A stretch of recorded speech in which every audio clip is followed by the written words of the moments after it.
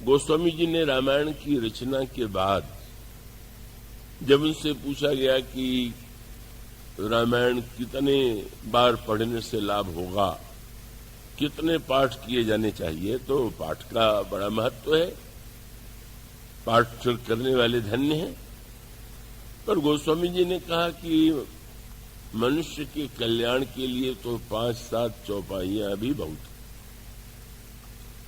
लेकिन कहा 5-7 चौपाइयां, यहां तो रामायण बार बार पढ़ते हैं, पाठ करते हैं, पर आप जो कहते हैं वैसा तो कुछ जीवन में परिवर्तन नहीं दिखाई देता।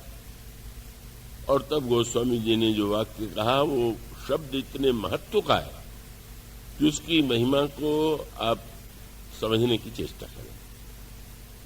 गोस्वामी जी कहते हैं, सतपंच चौपाई मनोहर जान। केवल पढ़ना नहीं है, उसको जानना है, और जानना ही नहीं है, उसको हृदय में धारण करना है। वे कहते हैं, जान जे नर उर धरे, उसका परिणाम क्या होगा? विवाह कन्याओं का नहीं होता तो लोग प्रश्न करने आते हैं, कन्या का विवाह नहीं हो रहा है, क्या करें?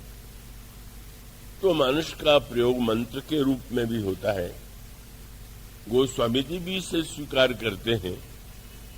वे कहते हैं कि भगवान राम और सीता के विवाह का जो गायन करता है, पाठ करता है, का वो उस व्यक्ति के जीवन में उत्साह और मंगल के अवसर आते ही रहते हैं। से रघुबीर विवाह जैसे प्रेम गामहि सुने। और अनेक अनेक प्रसंगों में अनेक फल हैं, मनुष्य में अनेक कामनाएं होती हैं, तो आश्वासन देते हैं, भव भेषज रघुनाथ जस सुनहि जन अरुणारी, तिनकर सकल मनोरथ सिद्ध करहि त्रिपुरारी।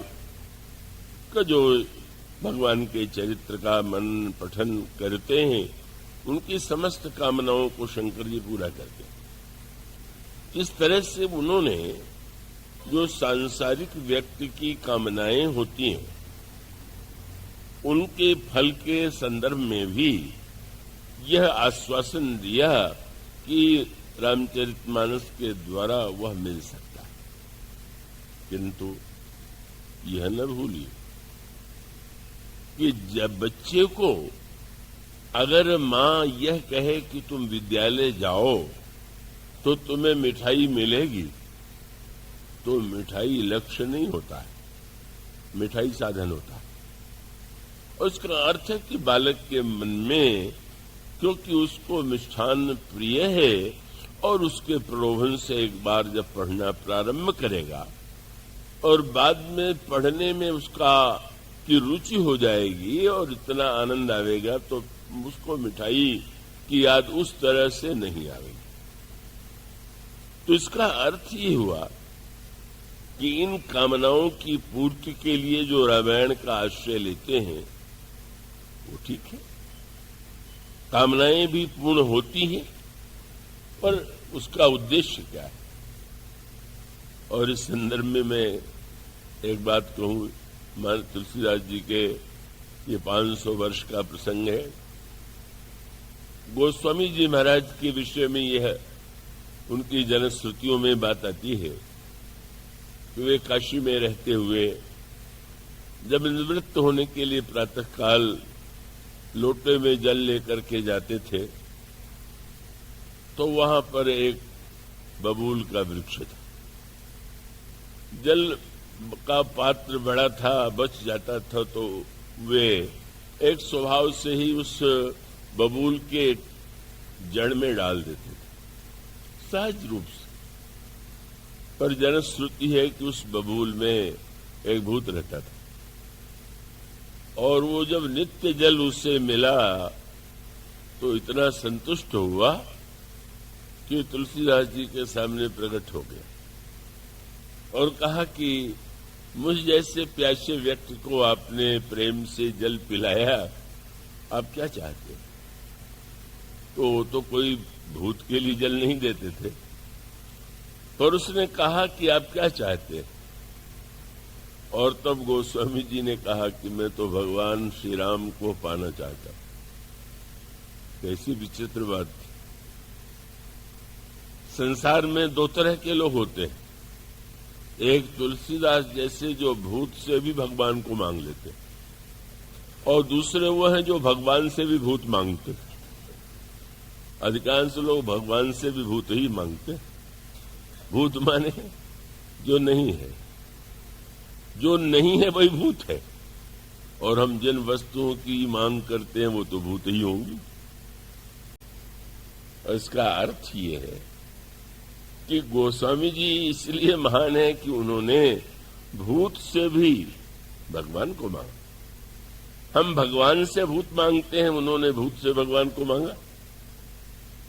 और उस भूत ने बेचारे ने कहा मैं तो भला भगवान का दर्शन कैसे करा सकता हूं, वो तो हनुमान जी करा सकते हैं।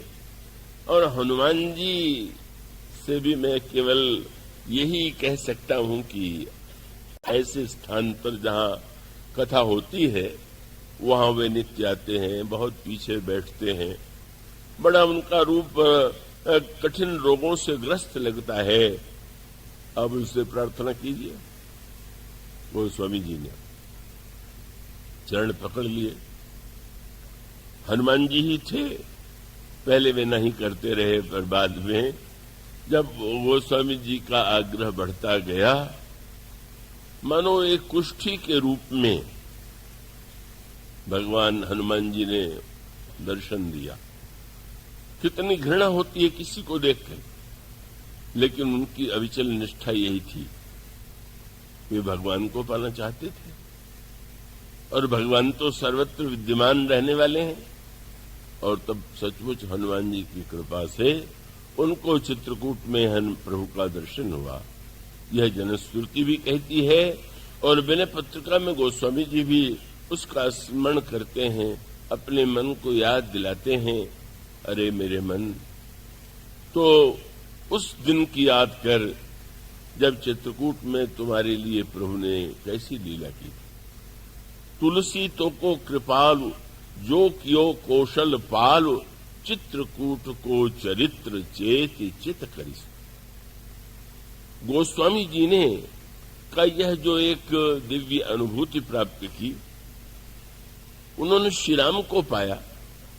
श्री राम को पाने का अर्थ है फिर पाना शेष ही क्या रह गया।